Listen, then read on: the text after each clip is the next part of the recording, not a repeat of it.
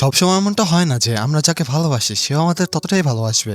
আর ভালোবাসা যদি একতরফা হয় তাহলে সেটা কষ্ট ছাড়া আর কিছুই দেবে না। তো আমাদের মেন ক্যারেক্টারের অবস্থা ছিল ঠিক তেমনই। ও আয়গাকে নিজের মন থেকে পছন্দ করতো আর প্রত্যেকদিন তাকে কনফেস করার চেষ্টা করতো, তার সাথে নিজের জীবনটা কাটাতে চাইতো। কিন্তু আয়গার উত্তর প্রতিবারই না হতো।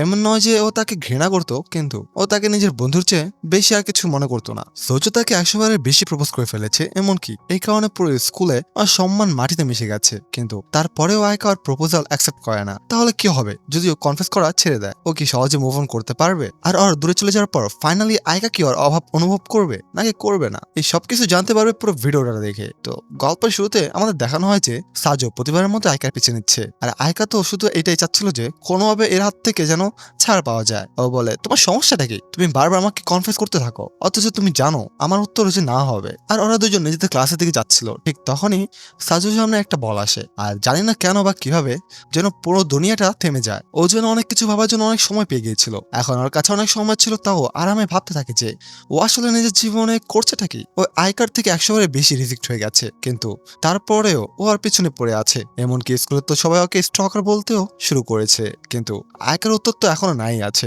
হয়তো এখনই আমার এটা মেনে নেওয়া উচিত যে আমি ওর যোগ্য নই। এমনিতেই আমাদের মধ্যে আকাশ পাতাল তফাৎ। ও কতটা বুদ্ধিমান, স্মার্ট, আর আমি কতটা বোকা। আর এত কিছু ভাবার পর দুনিয়া আবার আগের মতো হয়ে যায়। তো জেনের সময় আবার চলতে শুরু করে, বলটার পাশ দিয়ে চলে যায় আর আয় খাওয়ার জন্য চিন্তা করতে থাকে। তোমার কোথাও লাগেনি তো? কিন্তু যখন ও জানতে পারে যে সাজু একদম ঠিকঠাক আছে, তখন ও আবার নিজের পুরনো মোড়ে ফিরে আসে আর বলে, গড তোমাকে শাস্তি দিচ্ছেন, আর যদি তুমি আমার পিছু করা না ছাড়ো তাহলে হয়তো তিনি তোমার আবারও শাস্তি দেবেন। আর এরপর এমন কিছু হতে চলেছিল যা আয়কার সাথে সাথে সাজু নিজেও ভাবেনি। ও এবার আয়কার পিছু করা বন্ধ করে দিতে চেয়েছিল। এখন থেকে ও আর ওকে কনফিউজ করবে না। তো তো এটা হওয়ার পর ও নিজের ক্লাসরুমে যায়, আর সেখানে আয়কার সাথে বসেছিল সাজুর আরেক বন্ধু আশিদা। আর এই সিরিজে আমার সবচেয়ে ফেভারিট ক্যারেক্টার হলো এই মেয়েটা। আশিদা বলে, আমি শুনেছি গর্নাকে তোকে শাস্তি দিয়েছে। আমার মনে হয় তোর এখন আর পিছু ছেড়ে দেওয়া উচিত, কারণ তুই যদি এমন করিস তাহলে হয়তো আগে তোকে ঘৃণা করতে শুরু করবে। কিন্তু আয়কার মুখ বন্ধ করে দেয়। ও বলে, ওকে জ্বালাতন করা বন্ধ কর। কিন্তু আশিদা নিজের মুখ বন্ধ রাখে না। তোর জায়গায় আমি থাকলে তো এতদিনে হার মেনে নিতাম। তারপর সাজু বলে, তুমি একদম ঠিক বলেছো, আমার এইসব কাজকর্ম বন্ধ করে দেওয়া উচিত। আয়কা আর আশিদা বিশ্বাসই করতে পারছিল না যে ও সত্যি সত্যি মেনে নিচ্ছে। আশিদা মনে মনে ভাবছিল, আমি তো শুধু মজা করতে চেয়েছিলাম, এ তো সিরিয়াস হয়ে গেল কেন? আরে এই দুজনকে ছাড়ুন। এমনকি ওদের টিচার অবাক হয়ে যান। তিনি বলেন, আজ সূর্য কোন দিকে উঠেছে? কারণ আজ প্রথমবার মনে হচ্ছে যে তুমি আয়কার আশেপাশে ঘুর ঘুর করছো না। আর এটা শুনে আয়কা ছাড়া পুরো ক্লাস হাসতে শুরু করে। ক্লাস শেষ হওয়ার পর ও বাইরে যায়। তখন আয়কা তাকে বলে, তুমি আবার আমার পিছু করতে শুরু করেছো। আমি জানতাম তুমি এত তাড়াতাড়ি বদলাতে পারো না। কিন্তু তখন সাহায্য বলে, আমি তো শুধু ওয়াশরুমে যাচ্ছিলাম, আমি তোমার পিছু করছিলাম না। আর আবার পুরো স্কুল অবাক, কারণ তারা স্বপ্ন ভাবেনি যে সাহায্য আয়কুর পিছু করা বন্ধ করে দেবে। আর এই ব্যাপারটা ওর বন্ধুদের একদমই পছন্দ হয় না। ওরা বলে, আরে হয়েছেটা কি? তুই আয়কাকে ইগনোর করছিস কেন? আমি তো ভেবেছিলাম তুই ওকে পছন্দ করিস। তুই কি এত তাড়াতাড়ি হার মেনে নিচ্ছিস? তখন সাজু বলে, আমি ওর যোগ্যই নয়। আর এই কথাতে ওর বন্ধুরা রেগে যায়। এটা কি ফালতু কথা বলছিস? তোর তত তাড়াতাড়ি হার মানা উচিত না। একদিন না একদিন আয়কাও তোকে পছন্দ করতে শুরু করবে। তুই শুধু চেষ্টা করে যা। তখন সাজু বলে, এমন নয় যে আমি ওকে পছন্দ করি না, আমি এখনো ওকে পছন্দ করি, কিন্তু আমি শুধু দূর থেকে ওকে সাপোর্ট আর প্রমোট করতে চাই। আর এই কথা কি মানে ছিল তা কেউ বুঝতে পারেনি। শুধু ওর বন্ধুদের মনে হলো যে এত রিজেকশনের পর ছেলেটা পাগল হয়ে গেছে হয়তো। এবার ওরা দুজন ক্লাসে বসেছিল। আইকার ওর সাথে কিছু কথা বলা ছিল, যে কোনো কিছু, কিন্তু সাধু তো ওর সাথে কথাই বলছিল না। আর যখন ও উঠে যেতে লাগে, আইকার ওর সাথে কথা বলার চেষ্টা করে যে ও বাইরে যাচ্ছে কেন, এখন লাঞ্চ টাইম হয়ে গেছে তাই না? কিন্তু আর এই কথাটা বলার সাহস হয় না। আইকা অবাক ছিল যে ও বাইরে কেন যাচ্ছে। অন্যদিন তো ওর সাথে লাঞ্চ করতো। আর যখন ও একা বসে লাঞ্চ করছিল, একটা কিউট মেয়ে ওর কাছে আসে। ও বলে, আমার নাম আইজাওয়া। তখন সাজু বলে, সেসব তো ঠিক আছে, কিন্তু তুমি এখানে কেন এসেছো? তুমি কি আমাকে চেনো? তখন মেয়েটা একটু মজা করে বলে, তোমাকে তো পুরো স্কুলে চিনে, তুমি তো সেই ছেলেটা যে আইকার পিছনে পড়ে থাকতে। তখন সাজু বলে, হ্যাঁ হ্যাঁ ঠিক আছে, কিন্তু এটা তো বলো তোমার কাজ কি? ও বলে, আমি তোমার সামনে ক্লাসে পড়ি, আমার নাম আইজাওয়া রেনে, আমি তো শুধু তোমাকে হাই বলতে এসেছিলাম। চলো, এমনি তো সম্পর্ক তো শেষ হতেই চলেছে, তো আমরা পরে দেখা করছি। সিন শিফট হয়ে পরের দিনে, যেখানে সাজুর বন্ধু ওকে মারতে শুরু করে। ও বলে, তোর সাহস কি করে হলো আইকার সাথে চিট করার?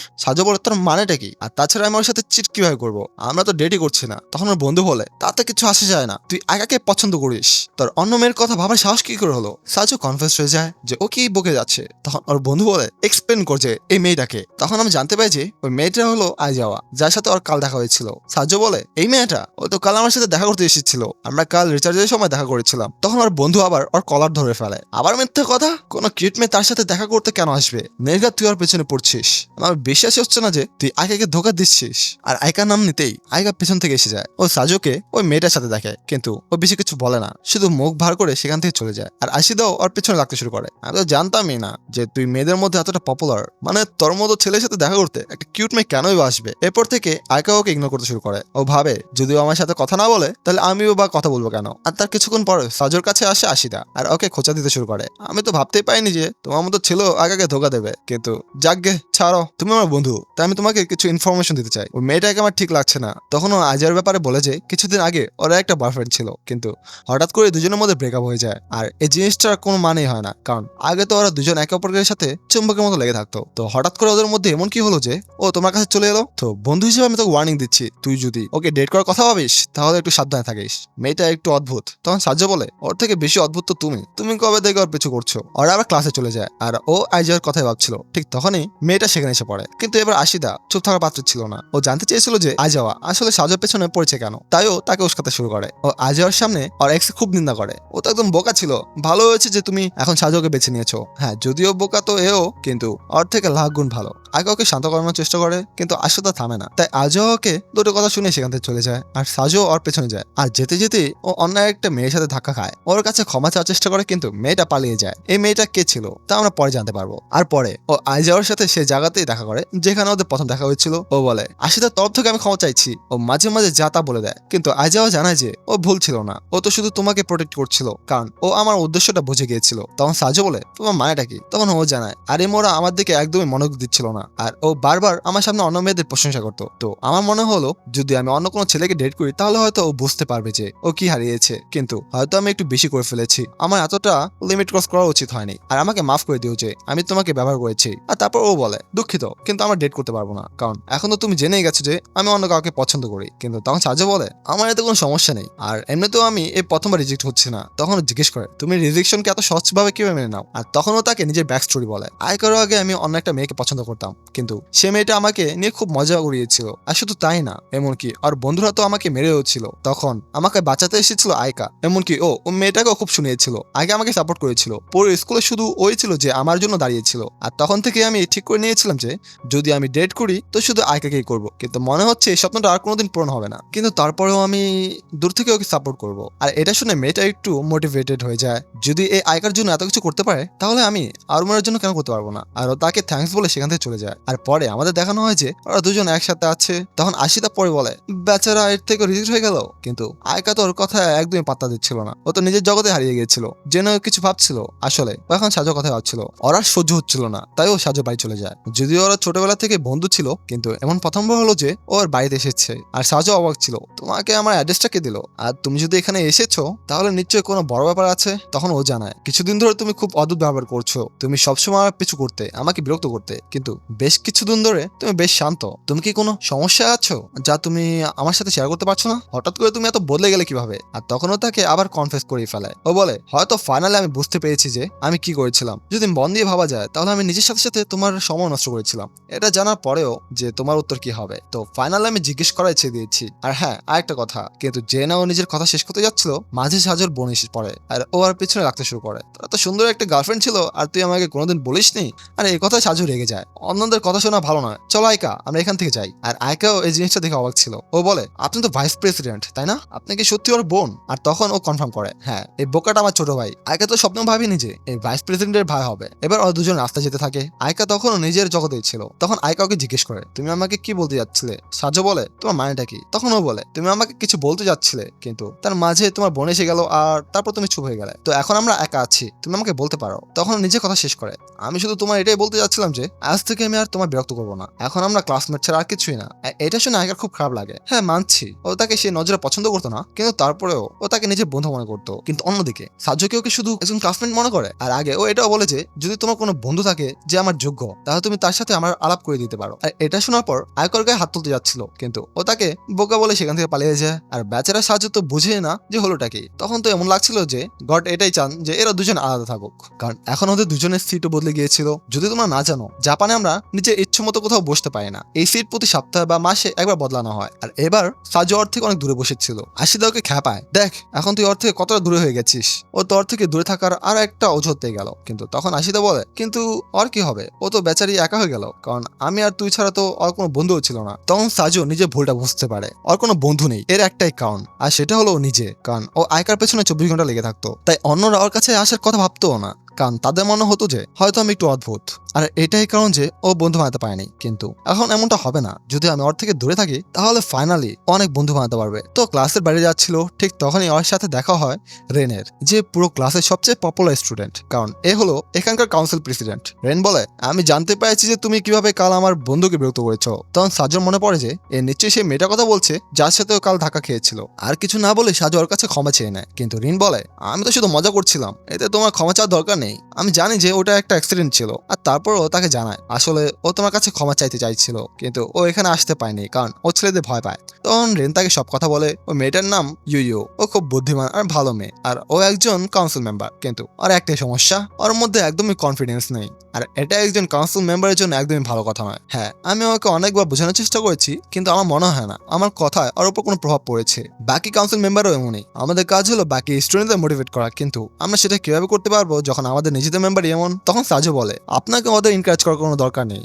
আপনি শুধু ওদের এটা দেখান যে আপনি ওদের সাথে আছেন, যাই হয়ে যাক, এটা ওদের জন্য যথেষ্ট হবে। তখন রিন বলে, আমি চেষ্টা করব। ও তোমার কাছে ক্ষমা চাইতে তো চায়, কিন্তু ও ভয় পাচ্ছে। তো তুমি কি আমাকে তোমার নামটা বলতে পারো, যাতে আমি তোমার সাথে পরে দেখা করতে পারি? আর ও নিজের ভুল না বলে দেয়। ও বলে, আমার নাম ইয়ামাকি। এই নামটা ওর বন্ধুর ছিল, কারণ ও কোনো ঝামেলা পড়তে যাচ্ছিল না। সিন শিফট হয় পরের দিনের দিকে, যেখানে রাস্তাতেই সাজুর সাথে আয়কা দেখা হয়ে যায়। দুজনের মধ্যে কেউ কারোর সাথে কথা বলে না, যদিও আয়কার মনে এমন কিছু ছিল যা ও ওকে বলতে চেয়েছিল, কিন্তু বলে না। আর পরের দিন যে না ও স্কুলে পা রাখে, আশিদা ওর দিকে দৌড়ে আসে। ও তাকে বলে, তুই শেষ পর্যন্ত করছিসটা কি? তোকে তো কাউন্সিল প্রেসিডেন্ট খুঁজছে। তারপর আমাদের দেখানো হয় রেনের সাথে ইয়ো ছিল। তখন রেন বলে, কাল তুমি আমার সাথে মিথ্যে কেন বললে? তুমি আমাকে নিজের আসল নামও বলতে পারতে। তখন ও বলে, আমি তখন ভয় পেয়ে গিয়েছিলাম। আমি চাইনি যে কাউন্সিল প্রেসিডেন্ট আমার নাম জানুক, কারণ যদি আমি আপনার নজরে হাইলাইট হয়ে যাই তাহলে আমার সমস্যা হয়ে যাবে। তখন রেন বলে, এটা আমরা লাঞ্চে ডিসকাস করব। তো ঠিক লাঞ্চ হতেই তুমি ওখানে পৌঁছে যাবে, আমি এর বাইরে আর কিছু শুনবো না। আর এবার তো আশিদা ওর উপর রেগেছিল। ওর গলা ধরে বলে, তুই রিনসিন ভাইকে কি হয়ে চিনিস?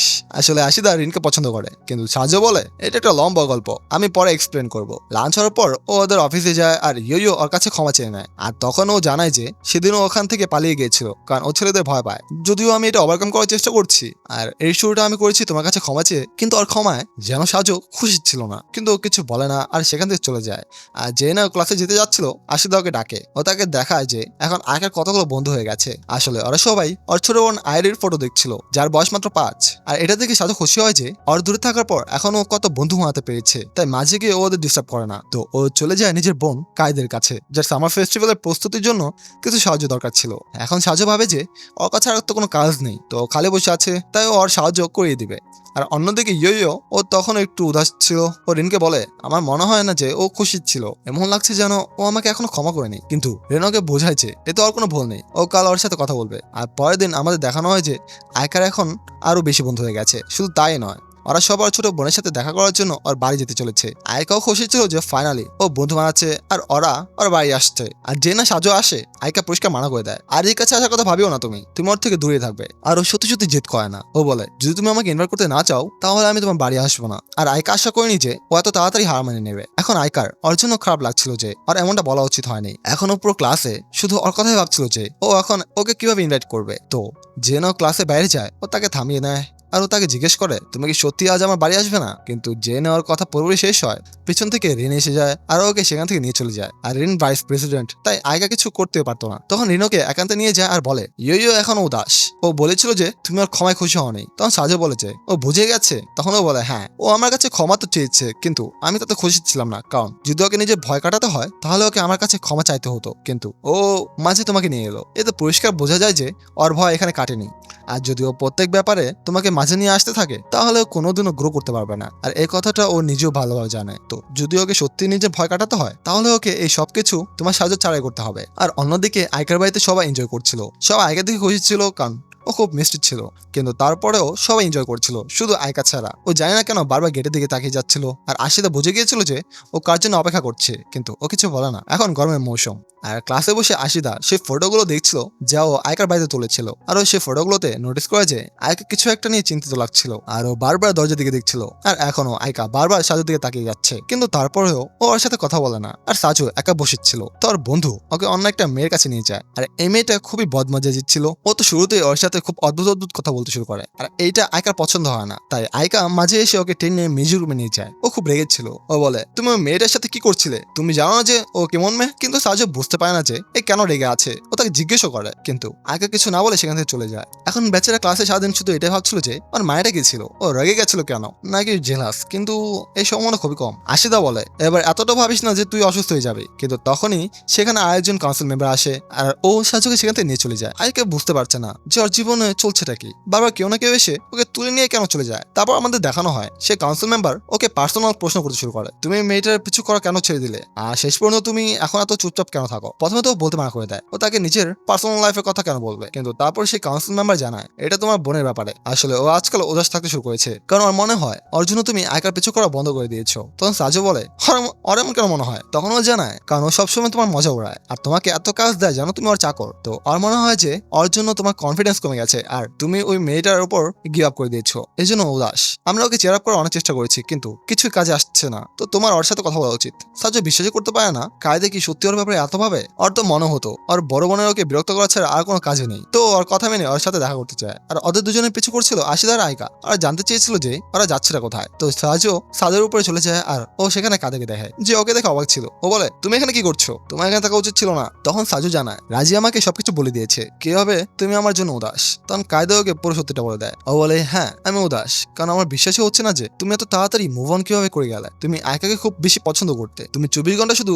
ওর কথাই বলতে, কিন্তু হঠাৎ করে যেন এমন হলো যে ও তোমার লাইফে ম্যাটারই করে না। আর আমার মনে হয় এর কারণ আমি সবসময় তোমাকে এত খোঁচা দিই আর তোমার লুকস নিয়ে মজা ওড়াই, তো হয়তো তোমার এমন মনে হয়েছে যে তুমি ওর যোগ্য নও। আর সত্যি বলতে আমি এমন সিচুয়েশন দিয়ে গেছি অনেকবার, হয় যে আমরা যাকে পছন্দ করি তাকে আমরা পাই না আর আমরা পুরো দুনিয়াটাকে এটা দেখিয়ে দিই যে এতে আমাদের কিছু আসে যায় না, কিন্তু আমরা ভেতর থেকে পুরোপুরি ভেঙে পড়ি। আমি জানি যে গিভ আপ করা এত সহজ নয় আর আমি চাই না যে তুমি সেগুলো ফেস করো যা আমি করেছি। তো আজ থেকে আমি তোমার মজা আর কখনো বানাবো না বা তোমাকে চাকরের মতো কাজ করাবো না, আমি শুধু চাই যে তুমি খুশি থাকো। কিন্তু তখন সাজু বলে, এবার তুমি তোমার বকবক বন্ধ করতে পারো, তোমার কি মনে হয় এতে আমার ভালো লাগবে? আর এমনি তো যতবার তুমি আমার মজা উড়িয়েছো আমি কখনোই সে কথা মনে লাগাইনি, কারণ আমি জানি যে ভেতর থেকে তুমি আমার পরোয়াই করো, তোমাকে আমার জন্য বদলানোর দরকার নেই। আর আমার কথা বলতে গেলে আমার তো তখন বেশি অদ্ভুত লাগবে যদি তুমি আমার সাথে ভালোভাবে কথা বলতে শুরু করো। আর এইসব কিছু আয়কা ভেতর থেকে শুনছিল, ও পুরো কথা শুনেনি, তাই আমার মনে হয় যে ও নিজের বোনকে বকছে। আর ও দরজা খুলে এসে সূর্যের কলার ধরে ফেলে আর বলে, তোমাকে এখন ওর কাছে ক্ষমা চাইতে হবে, তুমি নিজের বড় বোনের সাথে এভাবে কিভাবে কথা বলতে পারো। কিন্তু তখন সাজু ওকে বোঝানোর চেষ্টা করে যে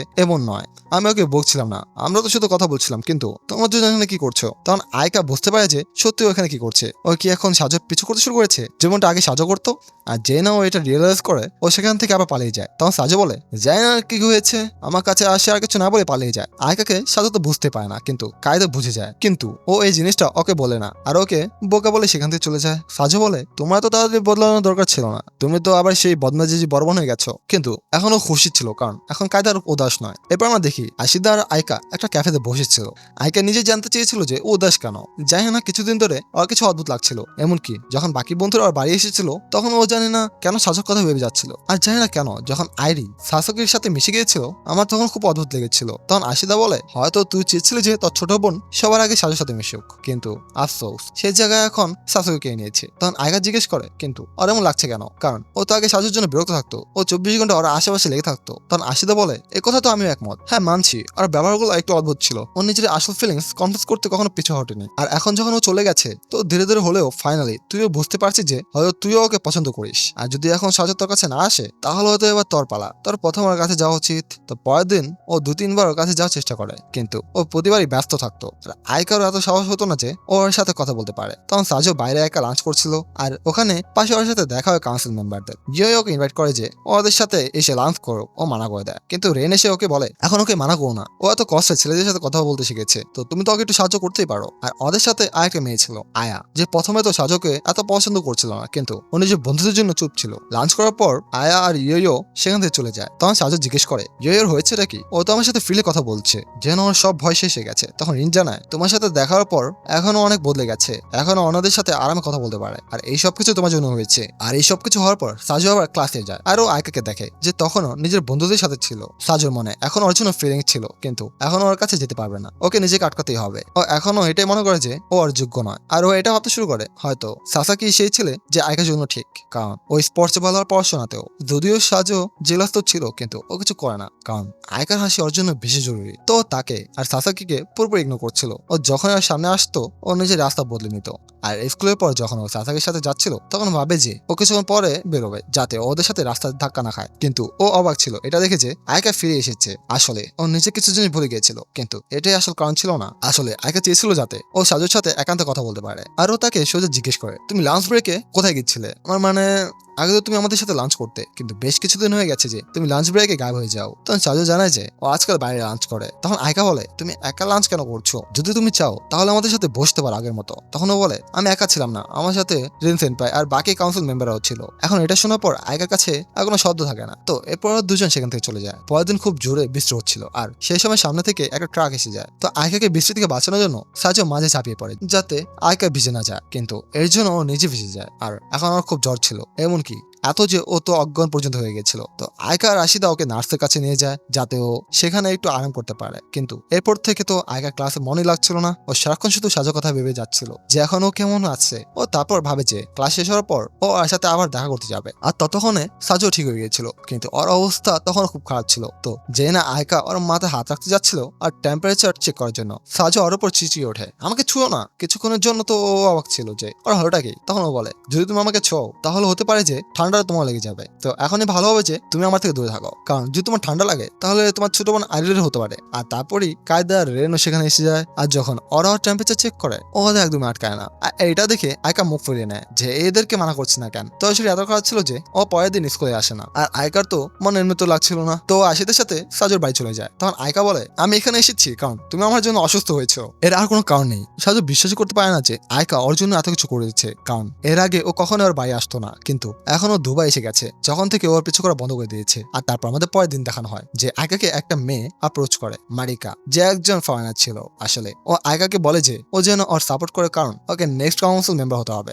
আর মারিকা চেয়েছিল যদি ওর রাস্তায় কোনো বাধা হতে পারে সেটা হলো আয়কা। তো মারিকা চেয়েছিল যে আয়কা ওর টিমে এসে যাক, কারণ ও যদি আয়কাকে প্রমোট করে তাহলে লোকেরা ওকে ভোট দেবে। আর আয়কা যদি লোকদের মারিকাকে ভোট দিতে বলে তাহলে তারা মারিকাকে ভোট দিয়ে দিবে। কিন্তু সাজু এর পক্ষে ছিল না। ও বলে, যদি এমন হয় তাহলে সবাই এটাই বলবে যে আয়কা নিজে কেন যাচ্ছে না, কারণ তুমি যদি ওকে নিজের টিমে নিয়ে নাও তাহলে তোমার পুরো টিমের স্পটলাইট একা আয়কা নিয়ে যাবে, কারণ ও তোমার থেকে বেশি কিউট। আর এটা শুনে মারিকা সেখান থেকে চলে যায় আর আয়কা ব্লাশ করতে শুরু করে। কিন্তু সাজু অবাক ছিল যে এ ব্লাশ করছে কেন, কারণ এ তো আয়কাকে কিউট হাজারবার বলেছে। তখন আশিদা বোঝায় তখনকার কথা আলাদা ছিল, তখন তুমি ওই ওয়ার্ডটা 24 ঘন্টা বলতে, কিন্তু এমন লাগছে যে হয়তো এখন তোমার ওয়ার্ডগুলো ওকে এফেক্ট করছে। আর আয়কা লজ্জা পেয়ে সেখান থেকে পালিয়ে যায়। এখন সাজু আশিদার সাথে তো একদম তেমনই ছিল যেমন আগে থাকতো, কিন্তু আয়কার সাথে নয়। এখন তো আশিদা একটু হতভম্ব হয়ে যায়, সাজু কি সত্যি হামে নিয়েছে? তো সাজু সেখান থেকে ক্যাফেটেরিয়ার দিকে চলে যায়। আর সেখানে তখন ইয়ো আবার সাজুকে খেতে ডেকে নেয়। আর এটা দেখার পর আয়নও তো একদম খুশি ছিল না, আর রিনে তো পুরো ব্যাপারটা জানাই ছিল। আয়নও একটু জেলাস হয়ে যায়, তুমি ওর উপর কোন জাদু ব্যবহার করেছো?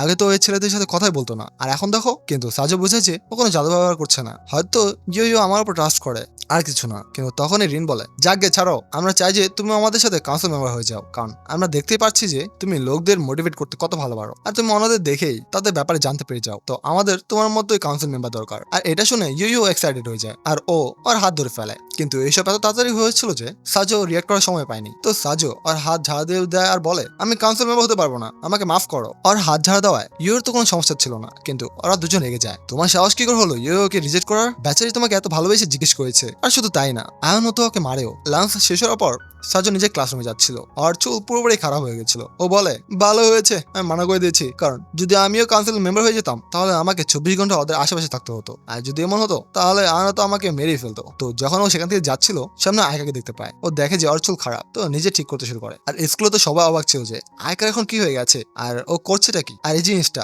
আয়কা নিজেও অনেকক্ষণ পর রিয়ালাইজ করে। তো সে সেখান থেকে চলে যায়। সে নিজে বুঝতে পারছিল না যে সে সাহায্য এত কাছে কেন আসছে, অথচ সেই এই জিনিসটা নিয়ে সবসময় বিরক্ত থাকতো। তো এখন গরমের ছুটি পড়তে চলেছিল, কিন্তু স্টুডেন্টদের দুঃখ এখনো শেষ হয়নি, কারণ কিছু স্টুডেন্টকে বেছে নেওয়া হবে যারা সামার ফেস্টিভ্যাল আর নতুন স্টুডেন্টদের আগমনের জন্য প্রস্তুতি নেবে। তো তাদের গরমের ছুটিতে থাকতেই হবে। যদি এটা পুরনো কথা হতো তাহলে আয়কার জন্য সাজও থেকে যেত, কিন্তু এবার সে মানা করে দেয় আর তার জায়গা থাকে সাসাকি। আর এখন তো আশিদাও খেপে যায়। সে বলে, তুই এত শান্ত থাকতে পারিস কি করে? তোর কাছে এত ভালো সুযোগ ছিল আয়কার সাথে একা সময় কাটানোর, কিন্তু এখন দেখ তোর জায়গায় ওই সাসাকি নিয়ে নিয়েছে। কি হবে যদি ওরা একটু বেশি ক্লোজ হয়ে যায় আর আয়কা তোর কথা ভুলে যায়? তখন সাজু তাকে বলে, এটাই ঠিক, এমনিতে ওরা ওরা দুজন একসাথে ভালো লাগে। আশিতা তো বুঝতেই পারছিল না যে সে এদের দুজনকে মেলাবে কিভাবে, কারণ সাজু তো পুরোপুরি হার মেনিয়েছে। তো এখন আশিদা আর আইকা ক্যাফেতে যায়, তারা ক্লাব অ্যাক্টিভিটি আর বাকি জিনিস নিয়ে কথা বলছিল। তখনই আশিদা বলে, আমরা সবাই মিলে এনজয় করার জন্য সামার ফেস্টিভ্যাল দেখতে যাই না কেন, আর কেমন হবে যদি আমরা বাকি বন্ধুদেরও ডেকে নিই। আইকার ওই আইডিয়াটা পছন্দ হয়, কিন্তু তখন সে আলাদা করে বলে,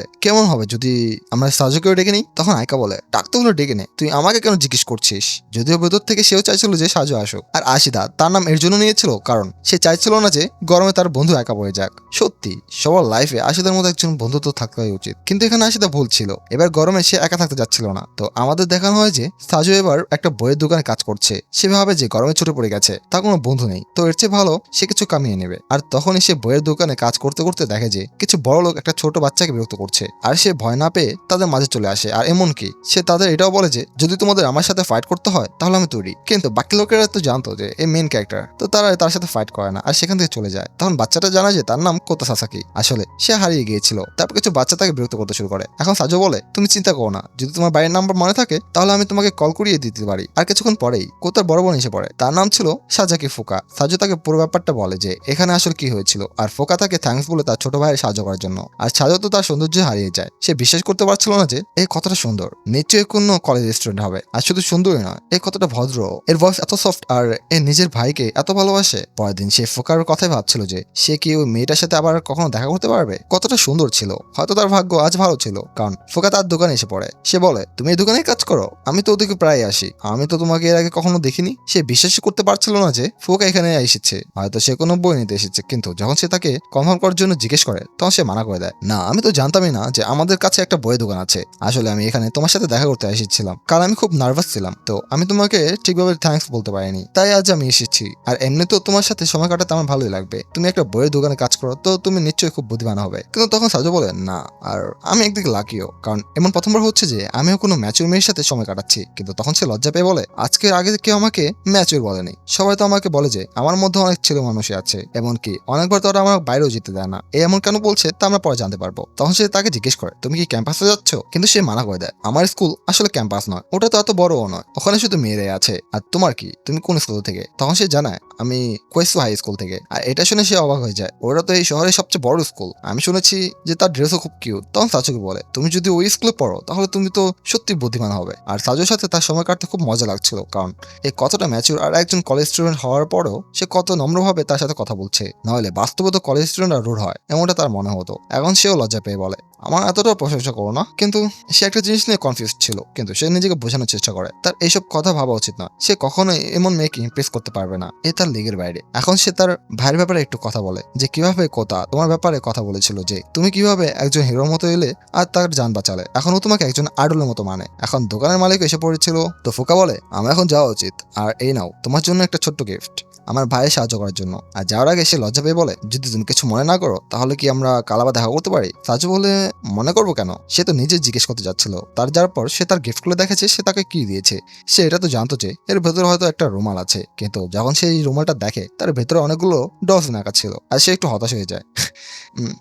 এ কি আমাকে একটা বাচ্চার মতো দেখে? আমি তো এত আশা করে রেখেছিলাম, কিন্তু হে তো আমাকে বাচ্চা ভাবছে। ফুকা প্রতিদিন বই দোকানে আসতো শুধু সাজুর সাথে দেখা করার জন্য, কারণ তার সঙ্গে খুব ভালো লাগতো। তখন সাজু দেখে তার হাতে একটা ব্রেসলেট, আর সেটা তার খুব পছন্দ হয়। আর তখন সাজুর মাথায় আসতে শুরু করে আয়কার কথা। তার মনে পড়ে যে সামার ফেস্টিভ্যালের পর আয়কার জন্মদিন, তো কেমন হবে যদি সেও তাকে এমনই একটা ব্রেসলেট গিফট করে। তো সে ফোকার কাছে জিজ্ঞেস করে যে সে এটা এনেছে কোথা থেকে। তখন সে জানায়, আমি এটা কোথাও থেকে আনিনি, আসলে এটা আমি নিজে বানিয়েছি, একটা নিজের জন্য আর একটা আমার বাবার জন্য। তখন সাজু আবার অবাক হয়ে যায় যে এই কলেজে আছে, তারপর নিজের বাবার সাথে এত ক্লোজ। আর এদিকে কায়দিকে দেখো, যে হাই স্কুল আসার পর তো নিজেকে রানী ভাবতে শুরু করেছিল। তার জানি না কেন, কিন্তু অনেকবার ফোকাকে একটু অদ্ভুত লাগতো, কারণ এত বড় হওয়ার পরেও তার ব্যবহারগুলো টিনেজারের মতো। তখন ফোকা বলে, যদি তুমি চাও তাহলে আমরা দুজন একসাথে যেতে পারি, আমি তোমাকে ওই দোকানটা দেখিয়ে দিব যেখান থেকে আমি এটা বানিয়েছিলাম, আর এই বাহানায় আমরা ঘুরিয়ে নেব। আর তারা এমনই করে, ওরা দুজন সেই দোকানের দিকে যায়। যখন তারা দোকান থেকে বেরোয় তখন পর্যন্ত ফোকা একদম ঠিক ছিল, কিন্তু জানি না কেন স্টেশনের দিকে যেতে যেতে সে একটু নার্ভাস হতে শুরু করে। আর সাজুর জিজ্ঞেস করার পর সে জানায়, আমি শুধু একটু নার্ভাস,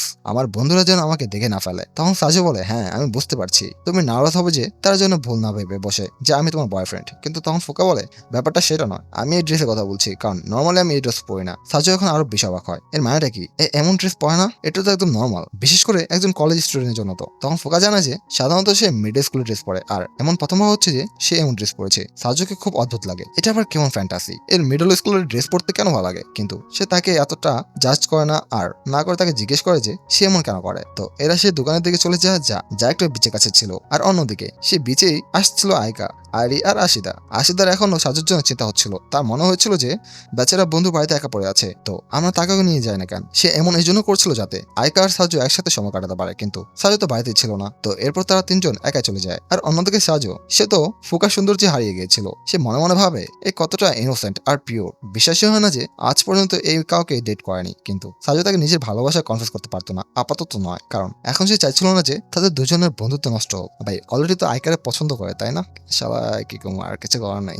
এখন এরা দুজন সে দোকান চলে যায়, যা পুরো জুয়েলারিতে ভরা ছিল। সে দোকানের মালিক সাসিকে চেনে ফেলে, কারণ এর আগে অনেকবার এখানে এসেছে তার বাবার সাথে। সাজু এত জ্ঞান ছিল না, তো সে সেই মহিলাকে বলে দেয় আমার একটা জুয়েলারি চাই, যা আমি আমার বন্ধুকে দিতে পারবো। তখন ফোকা জিজ্ঞেস করে এই বন্ধু তোমার কতটা ক্লোজ? সাজু বলে দেয় এই বোঝে নাও খুব বেশি ক্লোজ। তখন ফোকা বলে যদি সে তোমার এতই ক্লোজ হয় তাহলে এই জুয়েলারি তোমার কেনা উচিত নয়, বরং তোমার নিজের হাতে বানানো উচিত। কারণ যদি এটা তুমি নিজের হাতে বানাও আর সেটা ভালো না হয়, তারপর এটা তোমার বন্ধুর খুব পছন্দ হবে, কারণ তুমি এতে অনেক এফোর্ট দিয়েছো। তো সে তাদের কথা শুনে নেয়। আর এই দোকানের বাইরেই আয়কা, আইরি আর আশিদা এনজয় করছিল। এখন এরা দুজন বসে জুয়েলারি বানাতে শুরু করে। কিন্তু তখনই সাজের নজর পড়ে একটা ফটোতে। আসলে এই দোকানে যেই জুয়েলারি বানায় তাদের ফটো লাগানো হয়। তো সেখানে ফটো লাগানো ছিল ফোকা আর তার বাবার। কিন্তু সে ফটোতে একটা জিনিস খুব অদ্ভুত ছিল, তাতে মেয়েটা পড়ছিল জুনিয়র হাই স্কুলের ড্রেস। তখন সাজু জিজ্ঞেস করে তোমার কি কোনো ছোট বোন আছে যে জুনিয়র হাই স্কুলে পড়ে? কিন্তু তখন ফোকা বলে আমার কোনো ছোট বোন নেই, আসলে ওটা আমি। এখন এটা শোনার পর তার প্রথম ধাক্কা লাগে, কিন্তু তারপর সে ভাবে না, না সে ভুল ভাবছে, হতে পারে ওর শুধু কসপ্লে করতে শখ, তাই ও জুনিয়র হাই স্কুলে জামা পড়েছে। কিন্তু এই কথায় ফোকা হাসতে শুরু করে। সে বলে তুমি খুব মজার, তোমার কেন মনে হয় যে এটা আমি কসপ্লে করছি? যদি আমি জুনিয়র হাই স্কুলে পড়ি তাহলে আমি তো সেটাই ড্রেস পরবো। আর এটা শোনার পর তার খুব বড় ধাক্কা লাগে, তার পুরো দুনিয়া উল্টা পাল্টা হয়ে যায়। তো ফোকা কোনো কলেজ স্টুডেন্ট ছিল না, আসলে সে তো জুনিয়র হাই স্কুলে পড়তো, এমনকি বয়সে সে তার চেয়েও ছোট। এখন তার ধীরে ধীরে সবকিছু বুঝতে পারছিল যে এই কেন টিনেজারদের মতো ব্যবহার করতো, আর কেন এখনো নিজের বাবা মায়ের সাথে এত ক্লোজ। আর তার এই ড্রেসের ব্যাপারটা মানে এতদিন ধরে সে ভুল ভাবছিল। সে শুধু দেখতেই ম্যাচিউর লাগে, কিন্তু বয়সে সে তার চেয়েও ছোট। এখন তো বেচারা সব স্বপ্ন ভেঙে গিয়েছিল। কষ্ট একটা এমন মেয়ে পেয়েছিল যে তাকে এত পাত্তা দিয়েছিল, সে তাকে পছন্দ করতো, এও তাকে পছন্দ করতো মেবি। তো সে নিজের মনেই বলে আমাকে এই খেয়ালটা মন থেকে বের করতে হবে। কিন্তু অত্যন্ত এরা এখন ভালো বন্ধু।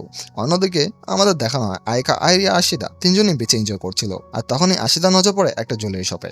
এটা সেই একই শপ যেখানে সাজু আর ফোকা আছে। তো এই তিনজন ডিসাইড করে যে তারা সেই শপে যাবে। আর যে তারা যায় তারা সেখানে কাউকে দেখতে পায় না, কারণ ততক্ষণে ওরা দুজন বেরিয়ে পড়েছে। এদের মধ্যে কেউ জানে না যে সাজু এখানে ছিল শুধু আইরি ছাড়া, কারণ সে সাজুর ফটো দেখা নেয় যা দেওয়ালে লাগানো ছিল। কিন্তু সে সাজুকে চিনতই না, তাই সে কিছু বলে না। আর যখন এই তিনজন শপের বাইরে গিয়ে আইসক্রিম খেতে শুরু করে, তখন আইকাও সাজুর একটা ঝলক দেখতে পায় একটা মেয়ের সাথে। এই জিনিসটা আশিদাকেও বলে, কিন্তু আশিদা তার মজা উড়িয়ে দেয় হতে পারে ও কারোর সাথে এখানে ডেটে এসেছে। কিন্তু তুই আর আমি দুজনেই জানি যে এমন কিছু হবে না, ও তো বেচারা হয়তো দোকানে কাজ করছে। আর অন্যদিকে সাজু বাড়ির জন্য বেরিয়ে পড়ে। তখনই আশিদা তার কাছে মেসেজ আসে, তো সে আসলে কি করে আমাদের অফার রিজেক্ট করার? তুই তুই আছিসটা কোথায়? তোকে তো আমরা বাড়িতেও পাইনি, আর তুই জানিস তুই কি মিস করেছিস? আর এটা বলার পর আশিদা আইকার সুইমস্যুটের ফটো পাঠিয়ে দেয় তাকে জ্বালানোর জন্য সে কি মিস করেছে। আর সাজু আবার আইকার কথা ভাবতে শুরু করে যে তার গিফটটা কেমন লাগবে। সে ভাবছিল যে কবে আইকার জন্মদিন আসবে আর সে তাকে এই জুয়েলারিটা গিফট করতে পারবে, সেই জুয়েলারি যা সে নিজের হাতে বানিয়েছে। পরের দিন আমাদের দেখানো হয় যে দোকানের মালিক নতুন লোক খুঁজছে যারা দোকানে কাজ করতে পারবে। কিন্তু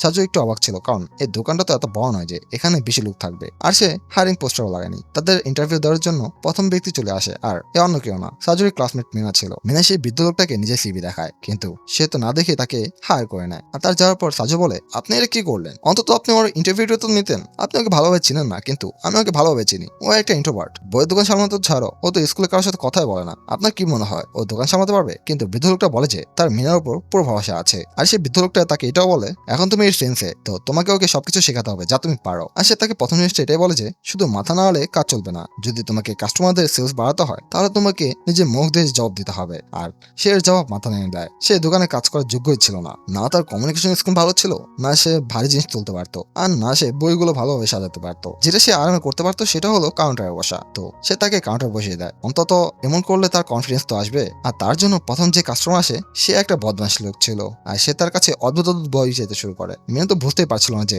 সে এমন সিচুয়েশনে কি করবে, কারণ লোকটা খুব বক বক করেই যাচ্ছিল। আর অন্যদিকে সে তো পুরোপুরি শান্ত ছিল। তো পরে সাজুকে মাঝখানে আসতেই হয়। আর এই সিচুয়েশন থেকে মিনা এত নার্ভাস হয়ে গিয়েছিল যে সে কাঁদতে শুরু করে। এখন সাজু বুঝে গিয়েছিল যে এই দোকানে কাজ করতে পারবে না, কারণ সে কথা বলতে এত ভয় পায় যে এখনই তো সে কেঁদেই ফেলেছে। যদি এমনই চলতে থাকে তাহলে আপনার দোকান মাটিতে মিশে যাবে। আপনি ওকে হায়ার করে খুব বড় ভুল করেছেন, আর তাছাড়া আপনি ওর স্কিল না জেনে হায়ার করলেন কিভাবে? তখন সে বৃদ্ধ লোকটা জানায়, আমি এমনটা ইচ্ছা করে করেছি। আসলে আমি মিনাকে আগে থেকেই চিনি, ও আমাদের রেগুলার কাস্টমার ছিল, কিন্তু জানি না কিছুদিন ধরে ওর এমন কি হয়েছে, ও খুব চুপচাপ থাকে আর এটা আমার দেখা যাচ্ছিল না। তো আমি ওকে এখানে হায়ার করে নিয়েছি যাতে ও খুশি থাকতে পারে। আর তখন সাজু ভাবে যে ইনি একদম ঠিক বলেছেন, কারণ স্কুলে ওর কোনো বন্ধু নেই, তো হয়তো ও একটু বেশি একা পড়ে যায়। আর যদি ও দোকানে কাজ করে অন্তত ও ব্যস্ত তো থাকবে। তখন সাজু তার কথা বুঝে যায়, কিন্তু সে বলে তারপরেও আমাকে ওকে বদলাতেই হবে, কারণ ওকে যদি এখানে কাজ করতে হয় তাহলে ওকে বদলাতেই হবে। তখন সাজু তার কাছে যায় আর তাকে বসে ভালোভাবে বোঝায় যে কেউ প্রথম দিন থেকে ভালো করতে পারে না। এমনকি আমিও অনেকগুলো গন্ডগোল করেছিলাম, কিন্তু তোমাকে কথা বলতে শিখতে হবে, কারণ তুমি যদি আমাদের কাস্টমারদের সাথে কথা না বলো তাহলে তাদের মনে হবে যে তুমি খুব অহংকারী বা তুমি তাদের নিজের বই বিক্রি করতে চাও না। হ্যাঁ, আমি জানি যে তোমার জন্য এটা এত সহজ হবে না, কিন্তু তোমার কাছে এটাই সুযোগ বদলানোর। তো এমন নয় যে যদি তুমি কিছু গন্ডগোল করেও ফেলো তাহলে তারা তোমাকে জাজ করবে। তো তুমি শুধু ট্রাই করতে থাকো, বলতে হতেই থাকবে। তো তুমি আমাকে তোমার জবাব এখন বলে দাও, তুমি কি এই দোকানের জন্য বদলাতে পারবে নাকি পারবে না? আর যদি না পারো তাহলে তুমি এই জব এখনই ছেড়ে দিতে পারো। কিন্তু এটা শুনে মিনা খুব ইমোশনাল হয়ে যায়। সে বলে, আমি হার মানতে পারবো না, বিশেষ করে এবার তো একদমই না। তো প্লিজ আমাকে জব থেকে বের করবেন না। আর সে এটা বলতে বলতে নিজের মাথা নিচু করে নেয় যাতে সে তাকে জব থেকে বের না করে। আর বেচারা সাজে তো আরো বেশি নার্ভাস হয়ে যায়। সে বলে যে এসব তো সে তাকে মোটিভেট করার জন্য বলছিল, কিন্তু মনে হচ্ছে সে তাকে একটু বেশি ভয় দেখিয়ে ফেলেছে। সে তাকে অনেকবার উঠতে বলে, কিন্তু সে শোনে না। তারপর সে শেষে বলে দেয়, আমি তোমাকে দোকান থেকে বের করবো না, এমনিতেও এই দোকানের মালিক আমি নই। তখন মিনা ওঠে। রাতে সাজু নিজের বাড়িতে আরাম করছিল, আর আয়কা ও আশিদা এদিক ওদিকে কথা বলছিল ভিডিও কলে। আশিদা বলে, আজকাল তো সাজু আমাদের সাথে সময় কাটাচ্ছে না। তখন আয়কা বলে, হয়তো নিজের দোকানে ব্যস্ত। কিন্তু তখনই আয়কা দেখে যে তার গ্রুপে মেসেজ এসে গেছে। সে মেসেজে লেখা যে সে দোকান থেকে খুব দেরিতে এসেছিল, তাই সে ঘুমিয়ে পড়েছিল, এই জন্য সে তাদের মেসেজে রিপ্লাই করতে পারেনি। তখন আশিদা বলে, এখন তো তুই এসে গেছিস তাই না, তো আয় ভিডিও কলে আয়। এখন এই তিনজন কথা বলতে শুরু করে, কিন্তু আয়কা ক্যামেরা অন ছিল না। তখন সাজু বলে, আমার তোমাদের দুজনের সাহায্য দরকার। আসলে আমি একটু সমস্যা আছি। আমি আজ একটা মেয়েকে হাঁটুর উপর বসতে বাধ্য করেছি। সে এখনো তাদের এটা জানায়নি যে ওই মেয়েটা অন্য কেউ না, তাদের ক্লাসমেট মিনা। আশিদা তো মজা করে তার পিছনে লাগতে শুরু করে, তুই তো ধীরে ধীরে বদলে যাচ্ছিস। তুই এত নিচে নেমে যাবি যে তুই একটা মেয়েকে হাঁটুর উপর বসতে বাধ্য করবি? এমন আশা তো আমি তোর কাছে করিনি। তখন সাজু বলে, তুই আমাকে আরো গিল্টি ফিল করানো বন্ধ কর, আমি এখানে সাহায্য চাইতে এসেছি। কিন্তু তখন আয়কা তাকে সাপোর্ট করে, এতে ওর কোনো ভুল নেই। আসলে সাজুর স্থান পায়, আর সাজু কোনো ভুল কথা বলেনি। ও যা বলেছে ভেবেচিন্তেই বলেছে। যদিও ওই মেয়েটাকে দোকান থেকে বের করেও দিত, তারপরেও এতে সাজু কোনো ভুল হতো না। তখন আশিদা কোনো বাহানা করে ফোন কেটে দেয়। সে এমনটা এজন্য করলো যাতে এরা দুজন আরামে সময় কাটাতে পারে। বেচারা খুব চেষ্টা করছে যাতে আয়কা আর সাজু এক হয়ে যায়।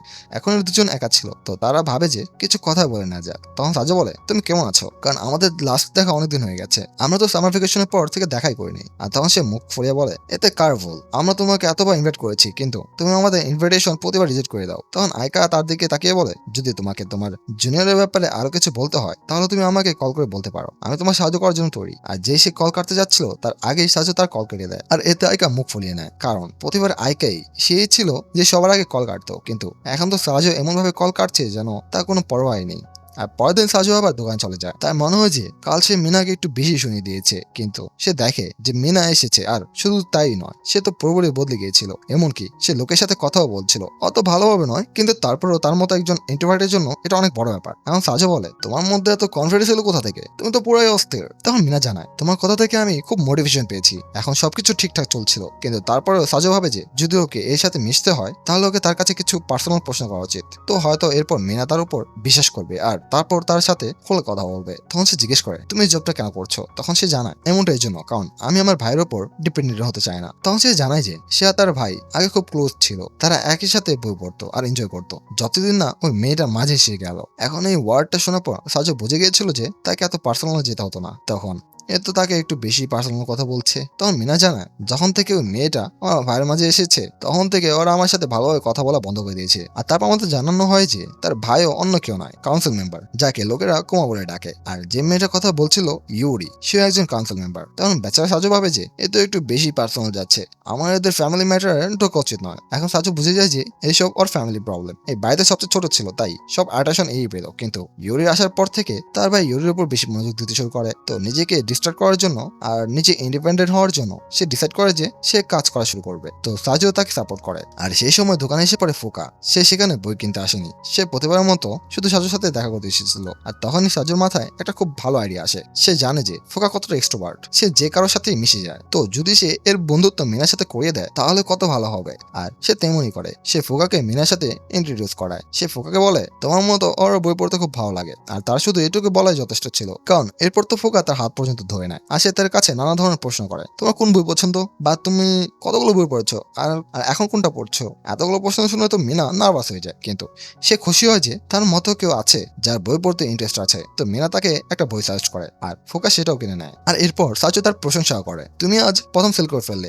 ধীরে ধীরে তুমি আগের চেয়ে অনেক ভালো করছো। নিজের কাজ শেষ হওয়ার পর এরা বাড়ির জন্য বেরোচ্ছিল, কিন্তু তখনই সাজু কুমাকে দেখে যে মিনাকে খুঁজতে খুঁজতে এখানে পর্যন্ত চলে এসেছে, কিন্তু মিনা তার সামনে আসতে চায় না। তো সে সাজুর পেছনে লুকিয়ে পড়ে। সাজু জানতো যে মিনা এখন তার সাথে কথা বলতে চায় না, কারণ সে রেগে আছে। তো সাজু বলে, আমরা সবাই মিলে বসে ভালোভাবে কথা বলি না কেন, কারণ তোমরা দুজন যদি একে অপরের উপর এমনই রেগে থাকো তাহলে কোনো সমাধান বের হবে না। আর এতটুকু যথেষ্ট ছিল না যেখানে ইউরি এসে পড়ে, যে এসব ঝামেলার কারণ। সবার আগে তো ইউরি তার কাছে ক্ষমা চায়। সে বলে, আমি তোমাকে এমন ফিল করাতে চাইনি। আমি জানি যে আমার আসার পর থেকে তোমার ভাই তোমার উপর কম মনোযোগ দিতে শুরু করেছে, আর এই জন্যই তুমি দোকানে কাজ করতে শুরু করেছো। এমনকি তুমি তো খুব লাজুক আর ইন্ট্রোভার্ট। আর শুধু তাই নয়, এখন তো তুমি একটা বাচ্চা। তো আমাকে ক্ষমা করো যে আমি তোমাকে এত ঝামেলায় ফেলেছি যে তোমাকে এসব করতে হলো। তো প্লিজ তুমি বাড়ি ফিরে এসো, তুমি এইসব কাজ ছেড়ে দাও, এটা তোমার যোগ্য নয়। মিনার কিছু বলার ছিল কিন্তু সে বলতে পারছিল না, কিন্তু তার জায়গায় বলে দেয় সাজু, আপনার একদম ভুল। এমন নয় যে এই কাজ মিনা করতে পারে না। হ্যাঁ, আমি মানছি যে এখনো একটু কাঁচা, কিন্তু ও ধীরে ধীরে এই কাজ শিখছে। আর এই কাজ করার পরেই ধীরে ধীরে হলেও ওর মধ্যে কনফিডেন্সও আসছে।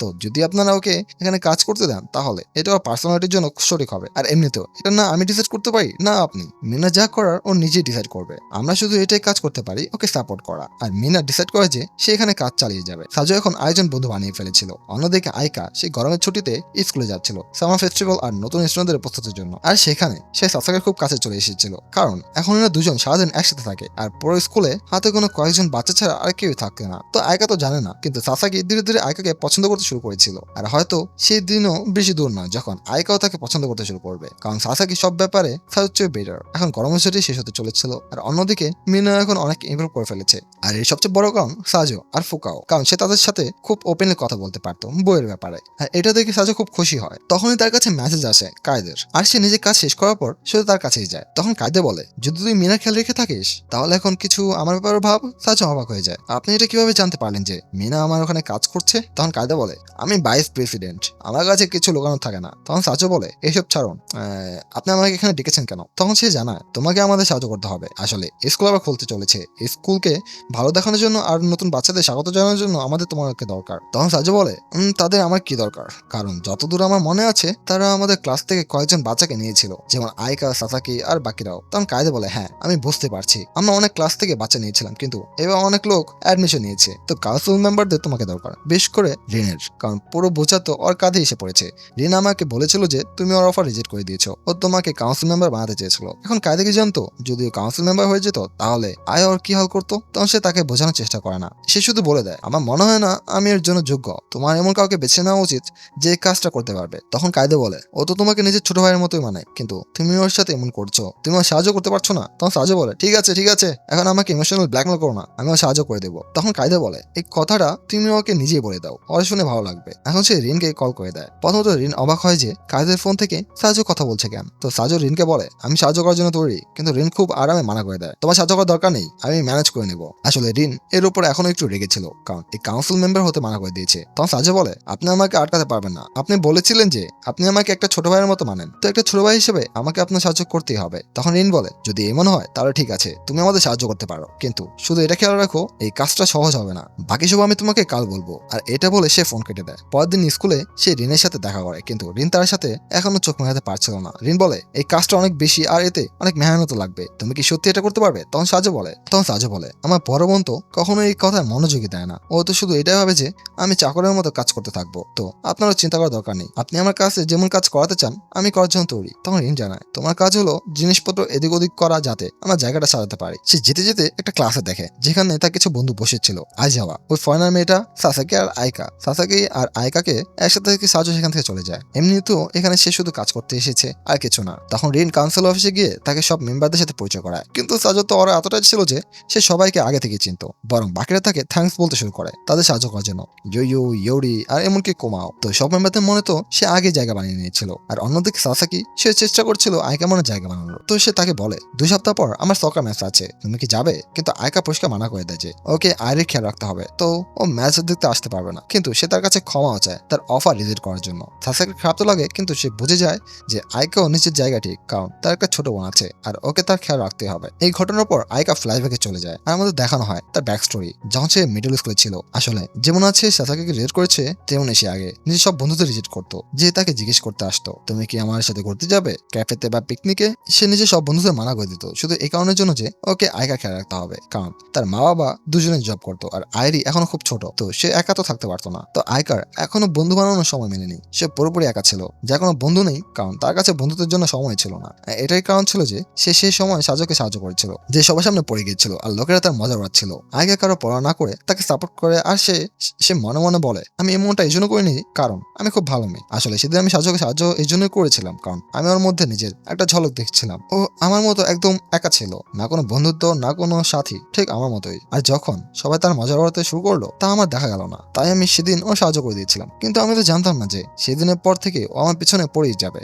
আসলে সেদিনের রিসার্চের পর সে তাকে কনফেস করে দিয়েছিল, সে তার নাম পর্যন্ত জানতো না, আর সে তাকে ডেটের জন্য জিজ্ঞেস করে বসে। কিন্তু আয়কা না তার উপর হাসে না তার মজা হরায়, সে নম্রভাবে তাকে মানা করে দেয় ক্ষমা করো, আমার যা সিচুয়েশন এখন আমি ডেট করতে পারবো না। আসলে সে ডেটের জন্য মানার জন্য করেছিল, কারণ যদি পড়াশোনা আর আইরির মাঝে সাজু এসে পড়ে তাহলে সবকিছু বরবাদ হয়ে যাবে, না তো সে পড়াশোনায় ফোকাস করতে পারবে না আইরির উপর, আর এভাবে তার পুরো ভবিষ্যৎ অন্ধকার হয়ে যাবে। তো সে পরিষ্কার মানা করে দিয়েছিল। সাজু তার কাছে কারণ জিজ্ঞেস করার চেষ্টা করে, কিন্তু এখন এরা দুজন একে অপরকে ভালোভাবে চিনত না, তো আয়কা তাকে না করে দেয়। যদিও তাকে রিজেক্ট করে তার এত ভালো লাগছিল না, সে কারো মন ভেঙে দিয়েছিল, কিন্তু সে কি জানতো এই ছেলেটা তো বেশরম, কারণ এরপর থেকে সে তার হাত ধুয়ে পেছে পড়ে গিয়েছিল।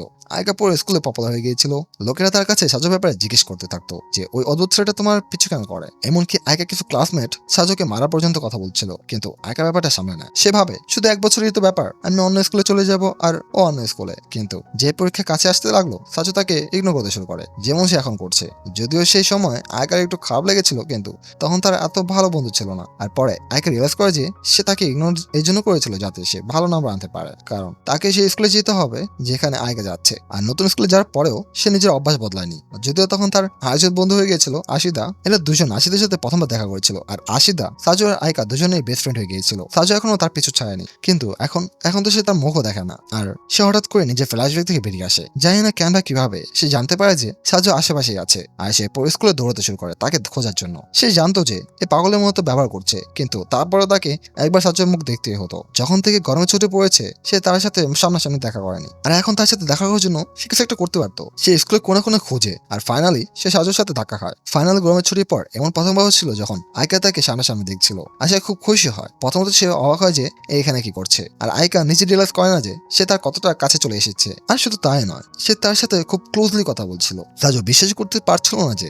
এই সেই একই আয়কা যার সাথে সে স্কুল বন্ধ হওয়ার আগে দেখা করেছিল। দুজনের মধ্যে আকাশ পাতাল তফাৎ ছিল। তখন সে বাকি কথা সাইডে রেখে তাকে এটা জিজ্ঞেস করে যে সে এত তাড়াতাড়ি দৌড়ে যাচ্ছিল কোথায়। আর আয়কা তো লোকানোর চেষ্টা করে না, সে স্বীকার করে না যে সে তাকিয়ে দেখতে আসছিল। সে জানায় যে কিভাবে তারা দুজন এতদিন ধরে দেখা করেনি, আমাদের সাথে সময় কাটানো অনেকদিন হয়ে গেছে। কিন্তু সাজু তাকে বোঝায় এমন নয় যে সে তার সাথে দেখা করতে চাইতো না, আসলে তার কাজ ছিল, তাকে সারাদিন দোকানে থাকতে হতো, আর সে বাড়ি এসে ক্লান্ত হয়ে যেত। তখন সাজু আবার বলে তুমি একটু কালো হয়ে গেছো, আর তাতে আয়কা বলে হ্যাঁ, কারণ আমি আশিদার সাথে বেঁচে গেছিলাম। কিন্তু এই কথাটা তো সাজুকে আগে থেকেই জানা ছিল। সে বলে হ্যাঁ আমি জানি, আশিদা আমাকে তোমার ফটো পাঠিয়েছিল। তখন সে লজ্জা পেয়ে বলে ওই ফটোটা সত্যিও তোমাকে পাঠিয়ে দিয়েছিল? আমি তো ভেবেছিলাম ও শুধু মজা করছে, অন্তত তুমি ওটা ডিলিট তো করে দিয়েছো তাই না? এখন তুমি আমাকে তোমার ফোন দেখাও, আমি নিজে চেক করে নেবো। কিন্তু আয়কার তার উপর ভরসা ছিল না, তো সে তার কাছে তার ফোন চায়, আর তার ফোন নিতে নিতে ওরা দুজন খুব কাছে চলে আসে, এতটা যতটা আজকের আগে এরা কখনো আসেনি। যেন দুজনের জন্য দুনিয়া থেমে গিয়েছিল, দুজনের মধ্যে কেউ পিছনে ছুটছিল না। কিন্তু আফসোস সেখানে আশিদ এসে পড়ে, তার জন্য তাদের দুজনকে নিজেদের নিজেদের স্বপ্নের দুনিয়া থেকে বেরিয়ে আসতে হয়। এখন আশিদা আয়কার কাছে ক্ষমা চায়, কারণ সে তাদের দুজনের খুব ভালো একটা মোমেন্ট নষ্ট করে দিয়েছে। কিন্তু আয়কা তাকে বোঝায় যে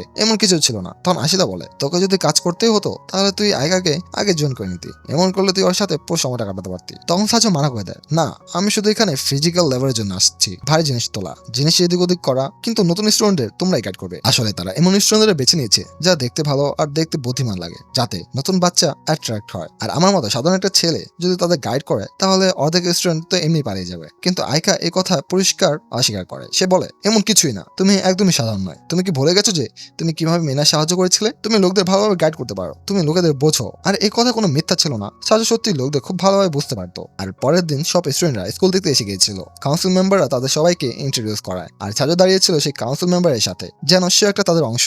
এখন সব লোকের টিম তৈরি হয়ে যায় যে কে কি কাজ করবে, যা বাচ্চাদের গাইড করতে সাহায্য করবে আর তাদের পুরো স্কুল ঘুরে দেখাবে। তো আইকা টিমে ছিল সাসাকি, আর তাদের ভাগে পড়ে 4 জন স্টুডেন্ট, হিনো, সাসাকি, নাকাতা আর ইয়ামা। সাসাকি ওই মেয়েটাকে দেখে বলে, তোমার সামনে সাসাকি? ওটা তো আমার সামনে, এ অন্য কেউ নয়। সাসাকি ফুকা, সে সাজুর বন্ধু। তাদের মধ্যে একজন মেয়ে জিজ্ঞেস করে, আপনারা কি দুজন ডেট করছেন? কিন্তু আয়কা তো পরিষ্কার অস্বীকার করে দেয়, এই শুধু আমার ভালো বন্ধু, আর কিছু নয়। বেচারা সাসাকি বলবে তো বলবে কি। এখন যেই এরা এই 4 জনকে পুরো স্কুল দেখায়, তো তারা সবাই দেখে যে কিছু ছেলে আইজাভাকে বিরক্ত করছিল, কারণ সে দেখতে একটা বাচ্চার মতো ছিল। তো তারা অর্ডার নিচ্ছিল না। কিন্তু তখনই মাঝে এসে পড়ে আয়কা, আর সে ওই বাচ্চাদের খুব বকা দেয়। এমনকি সে তাদের এটাও বলে দেয়, যদি তোমরা এমন করতে থাকো তাহলে তোমাদের কোনো জায়গায় নেই আমাদের স্কুলে। আর আয়কার রাগ দেখে ওই ছেলেরাও ভয় পেয়ে যায়, আর তারা তার কাছে ক্ষমা চায় না।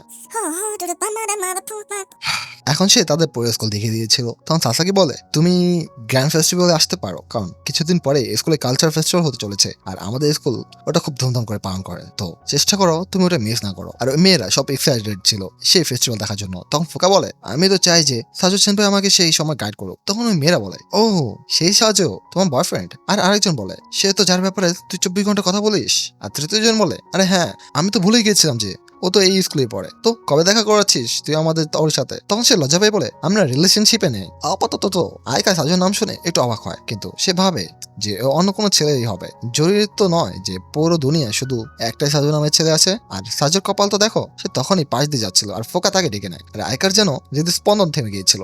তাহলে কি এই সাজুর কথা বলছিল? ফোকা, সাসাকি, আয়কা আর বাকি সব মেয়েরা সাজুর কাছে যায়। আর আয়কা তো এত রেগেছিল যেন সে তার মুখই ভেঙে দেবে এই মেয়েটাকে। আর সাজু কখনোই এই ব্যাপারে কিছু বললো না কেন? আর হ্যাঁ, ফোকার বন্ধু কি বলেছিল যে এরা রিলেশনশিপে আছে। সাজু তো বেচারা ভয় পেয়েছিল যে সে এইসব কিভাবে এক্সপ্লেন করবে। যদিও আয়কা তার সামনে হাসছিল, কিন্তু সে জানতো এটা শুধু শান্তি, ঝড়ের আগের শান্তি, আর এতটুকুই যথেষ্ট ছিল না। তো ফোকার বন্ধু এসে পড়ে আগুনে ঘি ঢালার জন্য। সে বলতে শুরু করে, তুমি কি এর বয়ফ্রেন্ড? এ তো 24 ঘন্টা তোমার কথাই বলতে থাকে, আর যখন থেকে ও তোমার সাথে দেখা করেছে তখন থেকে খুব পোলাইট হয়ে গেছে আর বুদ্ধিমানও। আর এর তো ড্রেসিং সেন্সও আগের চেয়ে অনেক ভালো হয়ে গেছে। আর হ্যাঁ, তুমি কি আমাকে ওই ডেটের ব্যাপারে বলবে যখন তোমরা দুজন একসাথে ঘুরতে গিয়েছিলে জুয়েলারি বানানোর জন্য? এটা শুনে তো আয়কার সাথে সাথে সাসাকি অবাক হয়ে যায়। সাজু কি গরমের ছুটিতে মেয়েদের সাথে ঘুরতে যেত? বেচারা সাসাকির ঘাম ছুটে যায়।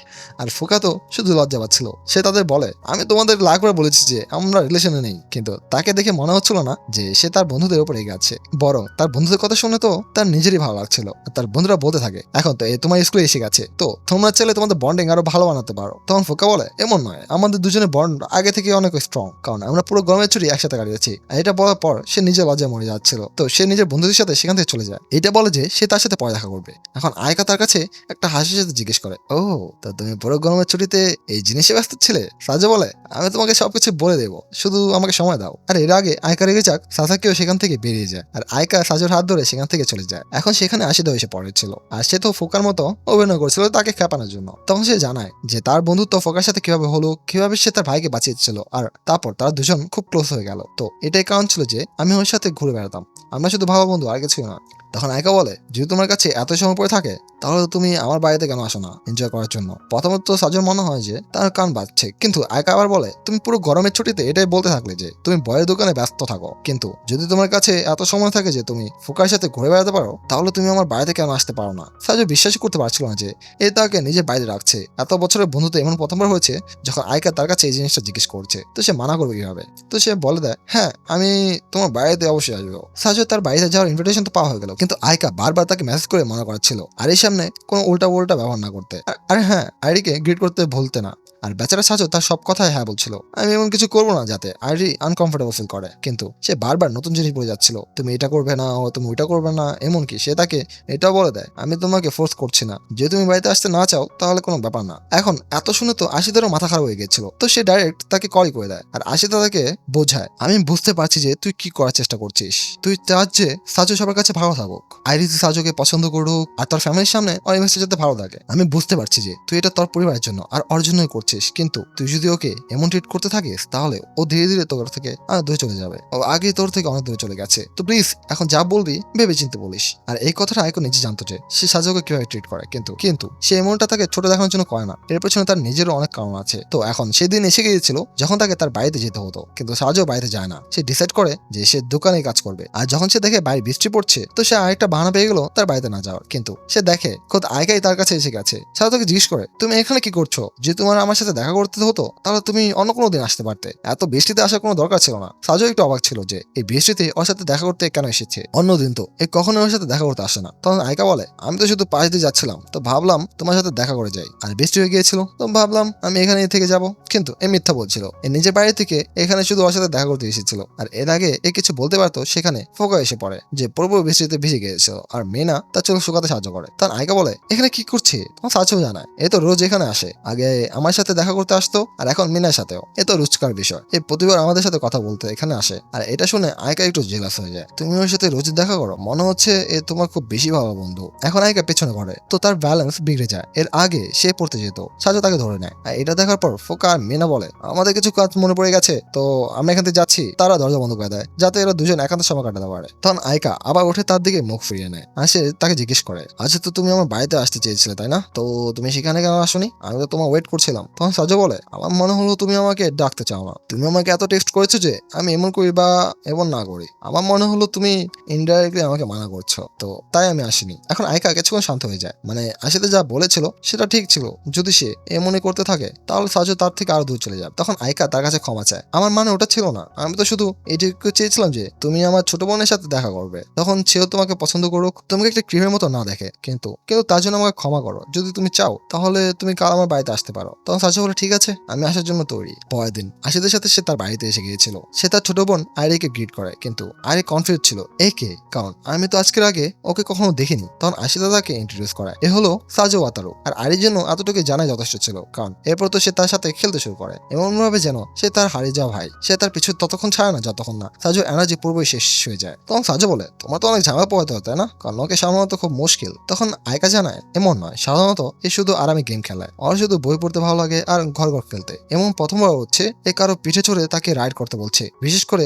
যার সাথে প্রথম দেখা করছে। আর আইরি এরপর আবার তার উপর হাগ অ্যাটাক করে দেয়। সে তাকে বলে, চলো আবার খেলি। আয়কা তো কিছু বুঝতে পারছিল না যে এর সাথে হাতে মিশে গেল কিভাবে, এর আগে তো একে চিনতও না। তখন আশিদা জানায়, হয়তো ও সাজুর উপর একটু ট্রাস্ট করে, আর হয়তো এটা তোমাদের ডিএনএ তেও আছে, কারণ তুমি সাজুকে পছন্দ করো, তো হয়তো তোমার ছোট বোন হতে মনে করে। যাই হোক, আয়কা খুঁজেছিল যে সাজু আইরে মন জয় করে নিয়েছে, তা খুব আরামে। এখন এরা সারাদিন খেলে আর এনজয় করে। আর বেচারা সাজুর কাছে তো এত এনার্জিও ছিল না যে এখন সে দাঁড়াতে পারবে, কিন্তু সে আবার এনার্জিতে ভরে যায় যখন সে জানতে পারে যে আয়কার মাও এসে গেছে। সে নম্রভাবে তাদের গ্রিট করে, কিন্তু তার মা দেখে বুঝে যায় আর একটা হাসির সাথে বলে, ওহ তুমি সে সাজু যার ব্যাপারে আমার মেয়ে সবসময় কথা বলতে থাকে। তখন সে অবাক হয়ে যায়, ওকে আপনাকে আমার ব্যাপারে বলেছে? তো আপনাকে আমার ব্যাপারে কি কি বলেছে? আর যে তার মা বলতে যাচ্ছিল, আয়কা তাদের চোখ করিয়ে দেয় আর বলে, সাজু দেরি হচ্ছে, তোকে বাড়ি যেতে হবে, আপনি এইসব কথা অন্য কোনো দিন করে নেবেন। এখন সে বাড়ির বাইরে বেরিয়ে যায়, কিন্তু তার মা বলে, ক্ষমা করো, এবার আমি তোমার সাথে এত ভালোভাবে দেখা করতে পারলাম না, তো তুমি পরের বার আবার বাড়িতে এসো, তখন আমরা আরামে বসে কথা বলবো। আর আরিও তাকে বলে, প্লিজ পরের বার আবার আসিও। আর আশিতাও তাকে টিস করতে শুরু করে, তুই আরেকটা সুযোগ পেয়ে গেলি আয়কার বাড়িতে আসার, তুই তো বড় লাকি। তখন সাজু আয়কাকে জিজ্ঞেস করে, তোমার মা বলেছিলেন যে